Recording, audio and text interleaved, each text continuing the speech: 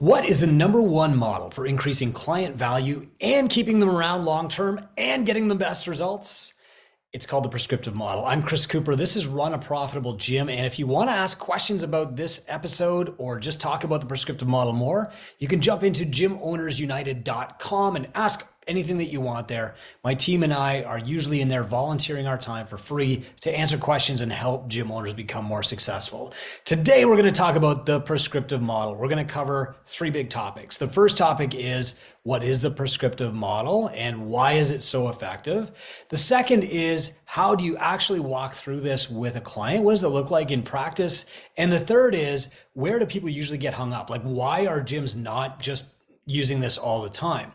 What's really interesting is that after I've been teaching this now for nearly a decade, I really appreciate when I see it in other businesses. And you're going to see why as we go through this. So think of yourself as a consumer when you're buying another service from somebody else, but also try and place yourself in the mind of a client who's coming into your gym for the first time. 10 years ago, doing stuff like free trials, it worked because you had this audience in your local market of early adopters, people who were already sold on your service, be that CrossFit or weightlifting or Pilates or whatever that was. They already knew they were going to buy when they came in the door. That doesn't exist anymore, and building a client-centric business means always adapting your service as much as possible to maximize client results. Client results are what we're selling here, not a method. And so the free trial where people just come in and try stuff, that doesn't work anymore. And signing people up and just hoping they stay forever because they love the service as much as you do, that doesn't work anymore. We need to be able to orient our entire business around getting a client what they want instead of just selling the thing that we like. Let's start with going through the prescriptive model step by step. The prescriptive model starts with what we call a no sweat intro. This is a consultation where somebody comes into your gym, they talk about the goals that they want to get, and then we're going to offer to sell them what they need to get there. But the first thing that we're going to do at an NSI, after we've established their why, after we've talked about their reasons for wanting to do this, is measure their starting point. That's an objective measurement. Okay, that's really important. When people come in and they want to lose weight, you need to know their weight that they're starting from. When people come in and they say, oh, I want to firm up or tone up or whatever, you got to measure their body fat percentage. Now, you don't have to do this, in the most expensive possible way. I use an InBody 270. I love the 270 because it's accurate enough. It's consistent. So I know that a client is going to get like the same results. Here we go. Here's an InBody that I did on myself this morning. Okay. They're going to get a printout like this. They're going to be able to see their progress on these little lines down here. You're going to be able to take a picture. You're going to be able to talk about it. You can also use a tape measure, a $9 plastic pair of skin fold calipers. Whatever you use, consistency is more important than accuracy. Even if you're off by 3%, 5% in their first pinch, as long as you're consistently off by the same amount, you can show them progress, and that's what matters. So the point of doing an objective measurement is so that we can show progress later on. A lot of people will include like mobility assessments and stuff here, and that's okay if the client says, I need to improve my mobility or my flexibility or I'm stiff all the time. But what's important is that you come back and do that assessment again later so that you can show them progress. Way too many gym owners will do something like, a functional movement screen. When a client's coming in the door, they'll test them once. They'll say, oh, wow, you're really bad at this, and then never do the test again. So the client is left to wonder, like, am I getting any better? Why did we do that test in the first place? So that objective measurement is really key because that is going to tell you, here is what you need. Now that I know where we're starting from and I know your goal, I am the expert who can map backward from this goal to where you are right now. Okay, I can break it into steps for you. So you've done a couple things. Number one, you've shown that you're an empathetic listener at the NSI, and we teach this step by step in our mentorship practice. Okay, then we have established your authority and expertise by saying, okay, here's where we're starting. And now it's our job to tell them the truth. Here we go. If you want to reach that goal from where you are now, the best path is this, my prescription. You don't have to use the word prescription if you don't want to. Some people are nervous about it. It might have a connotation to do with the medical field or whatever. I say prescription. Here is your best prescription. A lot of the time when we're a gym owner, we filter that prescription before we give it. So we give the prescription with conditions. And what I mean by that is we will apply our own budget. So you think, okay, well, what this client actually needs is to see me 4 times a week and follow this nutrition plan. But that costs $700 a month. I saw what they were driving when they pulled up to the front door. I don't think they can afford $700 a month. So I'm just going to present them with the option to do our most basic general group fitness, same programming as everybody else, no additional help, no nutrition coaching program, because that's the budget I think they have. And this is a massive mistake. You do not get to dictate somebody else's budget to them. Instead, what you've got to do is have like the conviction and the courage to say, here is what is best for you, and then let them decide, right? You don't control their wallet, and don't make filters on their budget based on your budget. There are way too many gym owners who cannot afford their own service, and they project that onto everybody else. But your best clients are probably making more money than you, and ultimately they have to decide what their priorities are anyway. I see way too many gym owners ranting about people who will pay $4 a day for coffee but won't pay $3 a day for a gym membership. The reality is you're probably filtering those people out with your own insecurities about budgeting. All right, so you make the prescription. Here is what you need, okay? And then you say, now you need 3 workouts a week, and you need a sensible, nutrition plan that you can follow that's based on habits or whatever, whatever your philosophy is, macros, calorie counting, whatever, keto, you make that recommendation. Then you start qualifying what that prescription would be by tailoring it to what the client wants. So here you're telling the client, here's what you need. Now you're going to ask the client, how do you want to do this? Okay. So, would you prefer to do your workouts in a small group setting, or would you prefer to do your workouts one-on-one with me? Okay. That's the first question. If they say one-on-one, okay, great, PT. If they say group, okay, no problem. We're going to talk about like their on-ramp process in a moment. Your nutrition program. Do you think that your biggest challenge with nutrition is knowledge or accountability? I pretty much know what to eat. I just, I don't do it. Okay, we have an accountability program. So the program that's going to work best for you is one-on-one nutrition or personal training, where we meet up 3 times a week in the gym, and also our accountability program to make sure that you're eating on track. But I'm also going to give you some extra help. I'm going to give you our nutrition guide. I'm going to give you our shopping guide, our shopping list. I'm going to give you access to our private app that will let you track food and plan your grocery list. I'm also going to give you some free videos on how to eat and how to do meal prep, and some stretches to do in between our workouts. Sound good? Great. Okay. Now what you've done is you've made that prescription for them. You say, okay, the investment in that prescription is X. Okay. And again, you're letting them make the choice based on their budget and priorities. You have no idea what their budget or priorities are. All right. The key though is that whatever first prescription you make, it is not going to be completely dialed in. Like, you just met this person. No matter how good you are at programming, you don't know their entire exercise history. You don't know what they like and dislike. You don't know what they'll respond to yet. So we often say that the second program is the best program, because now you've had a time to dial it in. So what happens after 3 months, you make this first prescription, whatever it is, you sit down with the client and you do a goal review. The goal review is basically your NSI, starting with the objective measurement again. So whatever you measured them in the first time, was it body fat? Was it flexibility? Was it strength? Whatever, blood pressure, weight, measurements. You want to do that measurement again. Now, you don't have to do all those measurements for everybody. You just measure what they care about, okay? So you want to be able to show them progress. So a lot of gym owners actually shy away from this because they're maybe subconsciously worried that their clients are not getting progress. But the thing is, this creates a virtuous cycle of value for the client and also for the gym. So you do the measurement. Okay, client lost a lot of weight. Wonderful. Do you want to keep going with what you're doing? It's obviously working. They say, hell yeah, 90-day plan, high five, away we go.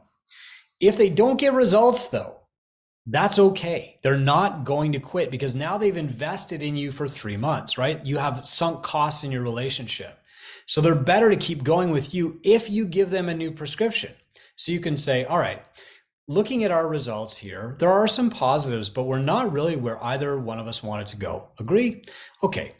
To really get our foot on the gas pedal here, what I recommend is that we add nutrition coaching so that we can really focus in on that. Or you might say, I'd like you to add in some non-exercise activity, like walking every single day. We'll see where that gets us. Okay. So you've upgraded the program. Now your advice is actually more valuable than it was in the first place, because anybody else that they quit and start over with, they're going to have to go through this same process of like trial and error to figure out the best prescription for them. And knowing you, you're a great coach. You're going to get there. You know, if you don't hit the target on your first try, and few of us do, don't worry, you're going to get there on the second try, or at least you're going to get closer and closer. And ultimately, you're going to have the best prescription for this client. As the client progresses, their desires change, their body changes, right? So their goals change. And having this goal review process means that you can stay on top of them. The worst thing that you can do is bring a client in, sign them up, and then never track their progress, never change their prescription. Just assume like, oh, they love doing my yoga, they love doing my CrossFit, and they just will forever. When in reality, they need to see progress and they need to have their prescription change sometimes. You know, some clients leave your gym and they'll say, I just want a break. But what I've learned over time is that a change is as good as a rest. And so if you give them something different to do, like a new goal, hey, you're going to do a Spartan race, or hey, it's February, let's really focus on dropping body fat between now and June, where normally you only care about performance. You know, like this is great, right? You're keeping the client engaged. They got new goals, new areas of focus, and new progress. And so, you know, they go through that prescription, and 3 months later, you bring them back in for another goal review. How are we doing? Did we do even better? We're on the right track. We're making progress. We're getting closer. You know, I really wonder if maybe we should tweak your exercise prescription. I'm going to have you start wearing a heart rate monitor. I want you to do 2 days a week in zone 2, 1 day in zone 3, 1 day in zone 5. You're going to come to class for those. And as you build trust over time by using this model, then the value of the client increases, and so does the retention, because your value to them increases. You have invested time and energy into them. You're starting to see the results, and you continue to invest in them. You are pouring value into them, and they will continue to pour value into your business. Signing somebody up, here you go. Go do my workout program, my high intensity interval training boot camp. Stay as long as you can. That is not what creates long-term retention. If the client isn't being measured, they won't know if they're getting results. You know, they might see some, unless they're measuring themselves, but they won't see all of them. It's too hard when you're like in your own body to see results. If you're not measuring their progress and then adjusting their plan, they might just say, oh, well, this, you know, boot camp doesn't work. I'm going to go do something completely different. I'm going to try weightlifting or something instead. I'm going to try running or jogging. And if, you know, you're not talking to them, then they're just going to have to make that decision on their own. Your job is, as a trusted coach, it's not just to put out the best programming. It's to adjust the prescription when it's not working, to optimize it so that it is. You know, we teach business owners all the time. You go through this process of systemization, then optimization, then growth, and then scale. It's the same with a client. When a client comes in, your first prescription is like the workout system that they're going to have, right? And so that's, you're building habits. They're coming to the gym 3 times a week. They've got the foundational habits down. The next step, though, is to optimize it. You have to make it even more effective so that they're getting better results in faster timeframes, right? And that's what the prescriptive model is all about. So there's many places where people screw this up. The first is, okay, let's talk about red X's here. The first is they don't do an NSI. They do a free trial. They think that like somebody who comes in and tries my thing, CrossFit, is just going to love it, because that's what happened to me. But you are not your best client. You were an early adopter. You fell in love with the method, be that boot camp or Pilates or yoga or whatever it was. And that was enough for you. That is not enough for them. You need to be able to say to a client, let's talk about your goals, and then I'll tell you whether I can get you to those goals or not. There is a percentage of people for whom you are not a good fit, and you want to filter them out here, because if you let them just like jump into your group class and then try to filter them out, you're just going to create bad feelings and you will never get that client back. Instead, what you want to do is say, we can't help you right now, or, point them to somebody who can. As a gym owner in a coaching gym, you have a service to which people will ascend. That means you're the top of the pack. So maybe they need to start with a walking program, or maybe they need to start with just like a Couch to 5K program. Maybe they need to start with a personal trainer somewhere else. But eventually, if you're running the best program, they will ascend to you. They might not be your best client right now, but eventually they will be. And so if somebody comes in and does an NSI and you're way out of their budget, or they're just like, wow, I am not ready for that, that's fine. What you can do is say, in that case, if I were in your shoes, I would recommend this. Start a walking program for 3 months, okay? I'm even going to give you a walking program. Here you go. Let's book an appointment for 3 months. You'll come back in, we'll reassess, see where you're at, and we'll see if you're ready then. How does that sound, okay? The thing is, like, if you are actually the best, people will eventually want to be your clients, but they might not be right now. And so if they're in front of you for an NSI, you can do that. If you're not doing an NSI and they just come in, they try your thing and they're like, wow, no, this wasn't for me, they're not coming back, okay? So an NSI is when you start the coaching relationship, even if you're not going to be coaching them every day. The next mistake that people make is they don't do any objective measurement. So they're not measuring what the client cares about. What they're doing is selling the thing that the coach cares about. We're going to build a client-centric business. So we want to make sure that the client is getting the results that they want. If you've owned a gym for a while, I'm sure you've seen this. Client comes in, I want to drop 30 pounds. Great, we're going to sell you CrossFit. 3 months later, the client is like, wow, I'm stronger, I'm faster, I feel good, I've got these new friends, still don't fit into my jeans. Geez, I don't know, this is okay, but like, it's not really getting me what I wanted. And within 6 months, they're gone. This is why the retention rate in micro gyms is so low. It has nothing to do with price. It's us trying to force what we like onto the client and like the problem that they're trying to solve, instead of asking the client and then actually measuring our results. Okay. The third thing that gyms don't do is change their prescription. So whether the client's getting good results or not, they never say, you know what? You would do better on a nutrition program, or you know what, I think that 2 days a week you should cut down to like zone 2 heart rate and become a little bit more metabolically flexible. You'll burn more fat. They don't do that, and the reason is that they don't want to undermine themselves, or they just don't want to take the time to do it. The other thing that happens right here, the big opportunity that a lot of gyms miss, is they flit around from program to program, right? So they'll go like NC Fit. Oh man, that was awesome. Then they'll go to like box programming. Oh, that was good. Yeah, so good. Beyond RX. Oh man, that was awesome, right? And they'll jump around, but they don't have a reason for jumping ever. It's just like, well, the client's like this. I like it. It's fun. It's not fun. It gets results, whatever. What you should actually be doing with your programming is taking the sum of all of your clients' results and saying like, hey, are we getting what we want here? Right? It's not like how spicy is the workout. It's not even like how good are the coach's notes. Is this programming getting my clients results in my most basic general group class option? And if it's not, that's when you switch programming. But if you're not bringing people in, doing objective measurements on them, looking at results and kind of zooming out and looking at like the meta result for the gym, you don't know if you should switch programming or not. Maybe you're bored with the programming, but it's getting amazing results. Keep it. Maybe you're thinking about going to a level method, but you're not sure. Are you like really going to change the client results at all? I mean, that's what you should be looking at, right? So this objective measurement gives you a viewpoint into whether your clients are getting results or not. The next thing that gyms don't do enough is make nutrition a secondary prescription. So in the old days, we would just talk about nutrition and macros and zone or whatever, paleo in those days. We just talk about it in class. And then we'd kind of like, leave the client on their own to figure it out, because we were bored of it. We didn't feel like nutrition experts. We didn't open a gym to talk about macros. And so we just kind of left it off to the side of the road. The reality is though, that like most clients need that.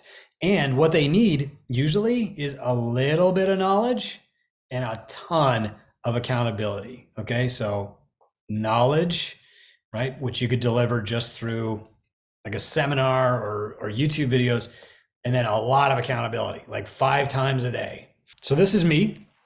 My nutrition coach will say, hey, Coop, at 8:30 p.m., why don't you open up MyFitnessPal and track your food for the day? Because what that'll tell you is like what's available if you need a snack. And a lot of the time after tracking my food, I'll say, I actually don't need a snack, or I've got about 30 grams of carbs left. Maybe I'm just going to have an orange, or boy, I really need to up my protein. I'm going to go have some of this instead. And so at least it's like guided snacking and it's a cue to stop. But this is really like high value. And then of course, most gyms don't do their goal reviews often enough. Look, if you think that doing goal reviews is going to take up a lot of your time and you might not have the bandwidth to do it yourself, you got to ask yourself, like, how much time is it going to take to replace these clients? Because the reality is it's so much easier to retain a client by having a 10-minute goal review with each quarter than it is to learn marketing, try to bring people in, try to set them up for NSIs, do lead nurture, try and sign them, and then like fight to maintain them for the first 90 days. It's so much easier to just meet with your top clients, at least minimum, if not everybody, every quarter, review their goals, measure their progress, and give them a new prescription. You will build trust. You will build sunk costs in your program. Ultimately, even if you have to tell a client, hey, I think you should take 2 months off, then you can still bring them back afterward because that can be your prescription. Craziest prescription I ever made that people just don't believe it. This woman named Robin with a Y, came into my gym and she's an accountant. It was March. She was completely overwhelmed and burned out. The high intensity interval training that we were doing at the gym was not solving her stress problem, which was her biggest problem in life. She wasn't sleeping. Her meals sucked. I said, Robin, you need a break. All I want you to do is 5 days a week, you walk. Any day that you do any accounting work at all, at home, at the office, you have a walk. And I sent her some videos on easy walking meditation. She did walking for 30 to 45 minutes. And I said, okay, you're going to do this for 2 months. At the beginning of May, you're going to come back. So let's make an appointment right now. And if you're still overwhelmed and stressed at that appointment, then we'll think about what to do from there. But we're going to assume that by May, all the taxes will be done and you'll be ready to work out again. And guess what? She called me 2 weeks earlier, said, I'm feeling really good. I think I'm ready to come back right now. And I said, okay, if you're sure, let's go. That built a ton of trust because it showed that I wasn't constantly trying to like sell her on the other thing. Which brings me to my last point. When you're doing these remeasurements and making new prescriptions, a lot of people will talk about like the increasing value of the client. And it's true, about 30% of the time, 30% of your clients will upgrade the service that they've got. That's usually because the service that they bought in the beginning was the wrong service in the first place. They chose the budget option or you recommended the budget option. And so they're doing something that's not getting them results, right? But this is an opportunity to get them on the best prescription for them. All they can say is, I can't afford it. And if they say, I can't afford it, you say, well, okay, with your budget, the best option for you is to continue with like the general group programming. But sometimes after some trust is built, that's when they're more likely to say, yeah, actually, I do want to add nutrition to my program. So let's tick that box now, as well as increasing my exercise. Now, the gym owner might think things like, oh, this is an upsell, but it's not. It's just a course correction. Like the example I just shared with Robin, that was like a downsell. She didn't pay me for 2 months. But the key is that you're giving the client the best prescription, no matter what the cost, no matter what filters or mental barriers you have. You're using your expertise as a coach to say, this is what will help you fastest. That's our duty to the client. And the prescriptive model gives you a process that you can think through all of that and schedule it out, systemize it, then optimize it, keep your clients getting lots of progress, keep your clients around, and keep them high value. Hope this helps. If it does, please subscribe to this channel and we'll get you more videos twice a week to keep helping you grow your gym. If you want to talk about it, go to gymownersunited.com. That's our free public Facebook group where we chat with 7,000 gym owners worldwide, and we often jump in to give some data-based expert opinion too. Take care.